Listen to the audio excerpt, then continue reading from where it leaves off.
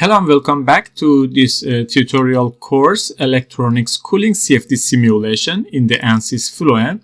This is part 5, post-processing in the Ansys Fluent. So in the previous session, we set up and run the Fluent. And so after reaching to 5,000 iterations, now I'm going to show you some post-processing like velocity vectors and some temperature counters. So let's get started. So first just have a look on our geometry. So if I press on the display mesh, we can see one by one each part. Heat generation is this actually chips and this CPU. We have 2 inlets and 2 outlets, and also we have this wall part solid. The other ones are the walls around these chips and the CPU. So now I'm going to actually display the velocity vector. So I will go under the results to the graphics, and then under the vectors I can open this vectors, double click on this one. First of all, I will rename this vector name to vector velocity, and then I will keep all of these defaults, velocity and color by the velocity magnitude. I will keep this global range and auto range here, and without selecting any surface, I will use this save and display. And as you can see, this is our velocity vectors. The air is coming in, and this is actually I can for now close this one, but just for your attention, after press on the save and display, now you have this velocity vector here, and if I close this window, you can open this velocity every time you are going to use that one. So this is our velocity vectors. The air is coming in from the inlet, and then after reaching out to these chips, will go out from 2 outlets here. So this is a velocity vectors here in our actually this simulation. You can also use this draw mesh and then display actually the mesh here by pressing here. You can just simply select one of this heat generation here and then save and display. So you will see this solid parts also here. So for the color, you can go here and change, for example, by type, and then save and display. So it's color is outside of the range of the velocity vector, so it is more visible here. And then I can close this mesh display, and you can scale actually these arrows here. I will use 2, and you will see another scale of this velocity, and that is the velocity vector inside this enclosure. Now I can close this velocity vector window.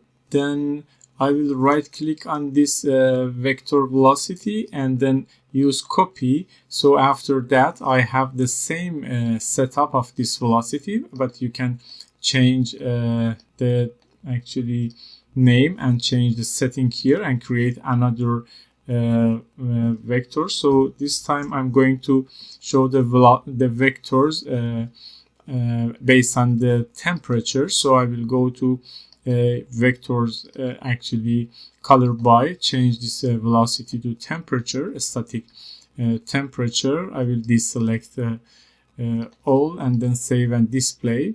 So here you will see the temperature vectors here. So the hottest part is on this actually CPU. Here you can rearrange and then change the setting for this range. Here is between minimum and maximum in total domain, but for the better visualization you can just simply deselect auto range and then actually change this minimum and maximum. And so as you can see, after save and display, so you have this temperature vectors here. You can, so as I said, you can deselect this auto range and then change this value. For example, I will change it 325 and save and display. So you will see the vectors in the actually range of 325 and 332.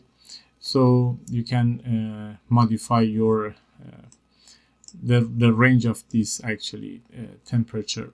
So I will now close this one. So I have two vectors, temperature, based on temperature and based on the velocity.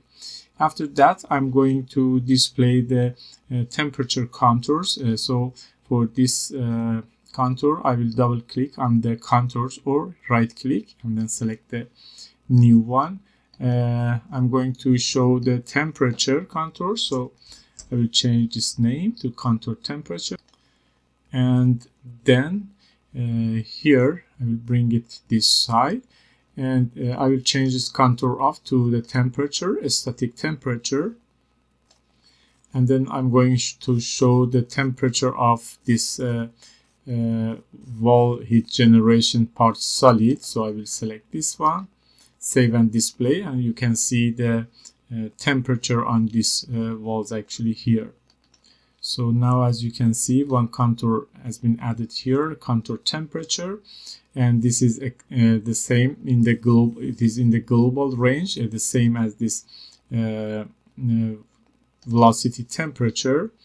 As you can see, actually, if I display this one, the range is the same as this one roughly. So you can combine these two also together. To do so, you can go to the scene and then use the scene. So double click to create a new scene. So it is scene temperature. We'll change the title as well. Then here you can select the contour of the temperature contour and velocity temperature together, and then save and display. So after that, you will have one scene here. So I will press on save and display, and you have both with a global range. You can just simply move one of these somewhere else, or even you can remove it in that vector or temperature. So as you can see, this is the temperature range inside our domain and also in the solid. So as you can see, the air is coming in and then going through these chips and the CPU and going out from the enclosure, as you can see here. I will use the isometric view. Then in this stage, I will go to the file and then save the project here. I will use this setting for current and the future calculation and then press on the OK. So the project will be saved here in the Fluent and also in the Workbench.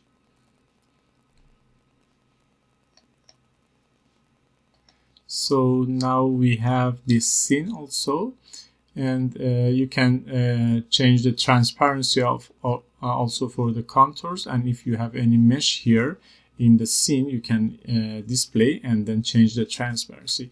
I will close this one and then go to the results and check some fluxes here. So I will press under the reports, I will select the fluxes, and under the mass flow rate, I will select in and out and then press on compute. So almost all the flow is coming inside the enclosure, will go out from the outlets, as you can see here, and the net results is roughly 0, and so that's okay.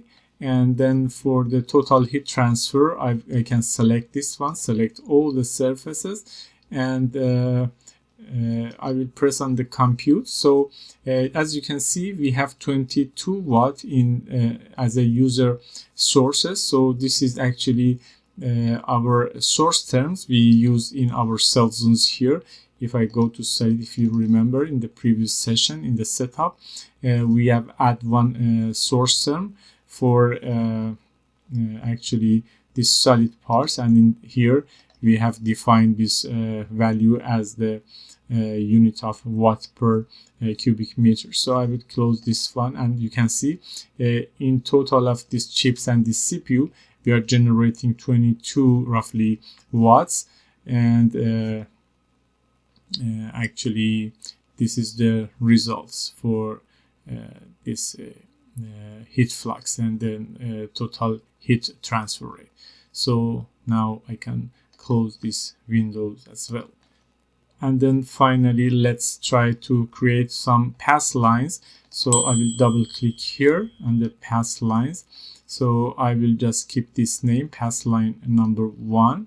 And here actually we can define which variable we can define for these colors of this actually Pathlines. So I will select the velocity, go here, select velocity, velocity magnitude, and we need to select one surface at least to release the flow from that surface. So I will select inlet, and then I can press, there are different actually options, we can work on it, but I can press on save and display, and you will see this Pathline inside this enclosure. And here actually there are different options.